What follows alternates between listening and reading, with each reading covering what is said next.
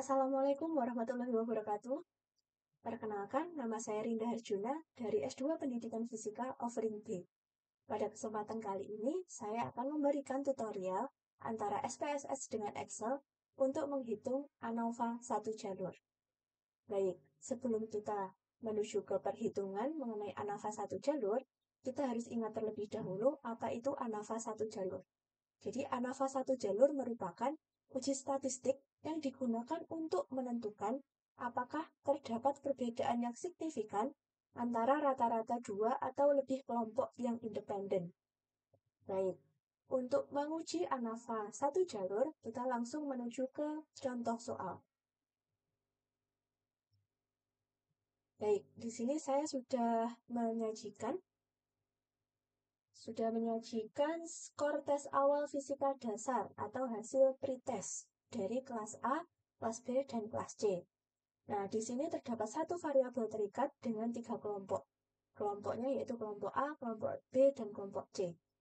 Baik, jumlah siswa kelompok A yaitu 32, kemudian jumlah siswa kelompok B adalah 45, dan jumlah siswa kelompok C adalah 46.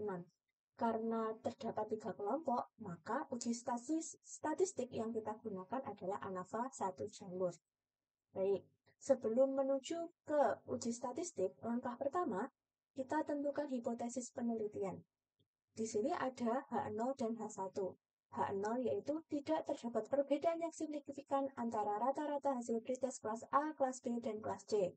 Sedangkan H1 terdapat perbedaan yang signifikan antara rata-rata hasil pretest kelas A, kelas B, dan kelas C. Kemudian langkah 2, kita tentukan taraf signifikansi yaitu 5%. Baik, langkah ketiga yaitu menguji prasyarat analisis. Jadi sebelum kita ke ANOVA satu jalur, kita uji terlebih dahulu untuk prasyarat analisis. Jadi prasyarat analisis untuk ANOVA adalah kita uji terlebih dahulu normalitasnya. Nah, untuk normalitas ini kita gunakan SPSS terlebih dahulu. Baik, kita buka SPSS terlebih dahulu. Nah, di sini kita klik variable view terlebih dahulu, kemudian kita masukkan data untuk nilai. Kemudian di sini ada kelas. Nah, untuk desimalnya kita ubah 0. Kemudian di sini juga 0. Kemudian ini data nilai adalah data scale. Kemudian data kelas adalah nominal. Kemudian untuk values yang kelas kita ubah. Value 1 untuk kelas A. Kita add. Kemudian value 2 untuk kelas B. Kita add. Kemudian value 3 untuk kelas C. Kita add. Kemudian kita klik data view. Dah terdapat di sini nilai dan kelas. Jadi pada kesempatan pertama kita akan menguji normalitas dari data kita. Kita menggunakan SPSS ya teman-teman. Nah, kita copy untuk data nilai kelas A terlebih dahulu ya teman-teman. Copy. Kemudian kita langsung paste saja di sini. Jangan lupa kita beri label kelas di sini 1 karena ini milik kelas A. Kita tadi memberikan value kelas A adalah nomor 1. Kita copy paste saja ya teman-teman di sini. Nah, kemudian lanjut untuk yang kelas B.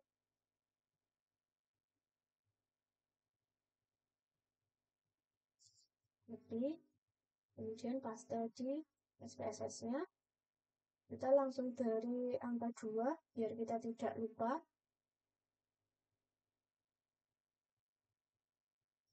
Baik, kemudian kita ambil data kelas C.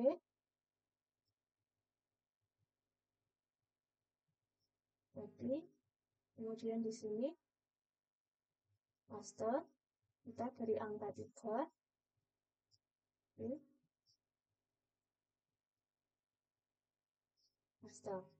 Nah, kalau sudah seperti ini, kita uji terlebih dahulu untuk normalitasnya. Kita klik Analyze, kemudian kita klik Descriptive Statistic, kemudian kita klik Explore. Nah, kalau sudah seperti ini, kita masukkan data nilai ke Dependent List dan data kelas ke Factor List. kemudian kita klik plots, kita klik normality plots, kemudian kita continue, dan kita klik OK. Nah, ini adalah hasil dari SPSS. Kita lihat apakah datanya normal. Untuk lihat normalitas data, kita bisa melihat tabel SIG ini, signifikansi data.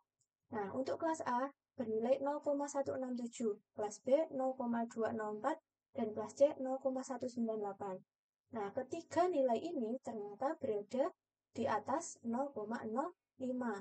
Karena signifikansi lebih besar dari 0,05, artinya data dari kelas A, B, dan C ini terdistribusi normal.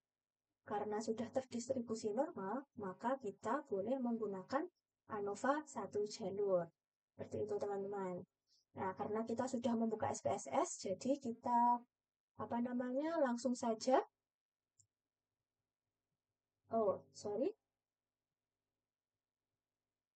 Kita langsung saja melihat ANOVA-nya. Ya. Kalau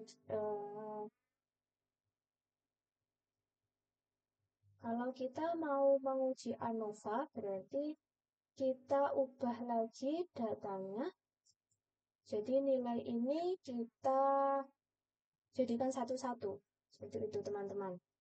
Nah, kita buat lagi saja di sini untuk nilai A.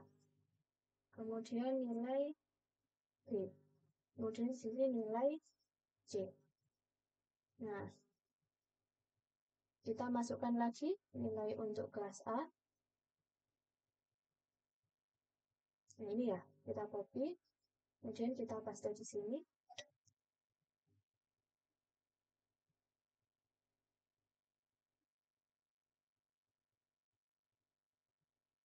Nah, ini untuk kelas B, copy. Paste di sini. Terus yang kelas C berarti tadi nomor 3 ya. Copy. Kemudian di sini paste. Nah, kalau sudah seperti ini, kemudian kita klik analyze. Kemudian compare means, kita klik one way ANOVA. Kita masukkan dependent list-nya adalah nilai A, B, C di sini. Kemudian option. Nah, kemudian kita klik homogeneity. Kita continue. Oh, sorry teman-teman, ternyata di sini faktor tetap ada. Jadi kita kembalikan, kita pakai data nilai ini saja langsung. Kemudian kelas ini ke faktor, option, homogeneity, continue, kemudian klik OK. Nah, di sini sudah ada untuk one way-nya. Ini ada homogenitas dari data, dan di sini adalah ANOVA satu jalurnya. Kita lihat bahwa homogeneity dari data bernilai signifikansinya 0,255. Artinya di atas atau lebih dari 0,05. Artinya data homogen. Datanya homogen. Berarti uji statistik yang kita gunakan tepat, yaitu ANOVA.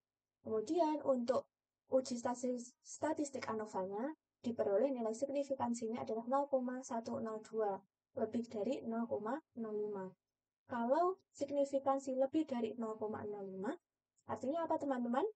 Bahwa artinya H0 diterima dan menolak H1. H0 tadi apa? Kita lihat lagi di sini. H0 yaitu tidak terdapat perbedaan yang signifikan antara rata-rata hasil pretest kelas A, B, dan C. Jadi hasil dari SPSS yaitu menerima H0 karena nilai signifikansi lebih dari 0,05. Seperti itu teman-teman. Nah, itu tadi adalah uji statistik ANOVA satu jalur menggunakan SPSS. Sekarang bagaimana kalau kita menggunakan Excel? Jadi kita klik data, kemudian klik data analyze di sini, data analisis. Nah, di sini sudah muncul kotak dialog. Di sini lengkap ya teman-teman untuk data analisisnya. Karena kita sudah tahu normalitas dan homogenitas, kita langsung saja klik ANOVA single factor. Karena kita akan menguji ANOVA satu jalur. Kemudian kita klik OK. Nah, input range. Input range itu adalah kolom yang atau kotak yang akan kita masukkan. Kita drag saja teman-teman. Ini ya, mulai dari A, sini, ke bawah, sampai data terakhir. Nah, kalau sudah, kemudian kita klik output range. Output range ini mau kita letakkan di mana hasilnya nanti. Misal kita letakkan di sini. Oh, sorry. Kita klik dulu di sini, kemudian misalkan kita letakkan di sini. Oke. Kalau sudah, kemudian kita klik OK. Nah, langsung teman-teman, ini langsung muncul hasil dari analisis ANOVA menggunakan Excel. Bagaimana cara kita membacanya? Jadi di sini baca di tabel ANOVA. Kita lihat nilai F dan F kritis. Oke, di sini tertampil atau menghasilkan nilai F-nya adalah 2,33, sedangkan F kritisnya 3,08. Nah, hasil pengambilan keputusan, jika nilai F itu lebih kecil daripada nilai F kritis, maka H0 diterima. Tetapi kalau nilai F lebih besar daripada F kritis, maka H0 ditolak. Nah, karena di sini nilai F-nya lebih kecil daripada F kritis, kesimpulannya adalah H0 diterima. Oke, jadi hasil dari, saya tulis di sini ya teman-teman, hasil Excel menerima H0 karena nilai F lebih kecil daripada F kritis. Oke, jadi hitungan dari SPSS maupun Excel ternyata sama, menghasilkan kesimpulan yaitu menerima H0, sehingga dapat disimpulkan dari data tes awal atau pretest siswa kelas A, B, dan C tidak terdapat perbedaan yang signifikan antara rata-rata hasil pretest kelas A, B, dan C. Seperti itu. Baik, mungkin itu saja tutorial menggunakan SPSS dan Excel untuk menghitung ANOVA satu jalur. Mungkin itu saja yang bisa saya sampaikan. Apabila ada salah, saya mohon maaf. Wassalamualaikum warahmatullahi wabarakatuh.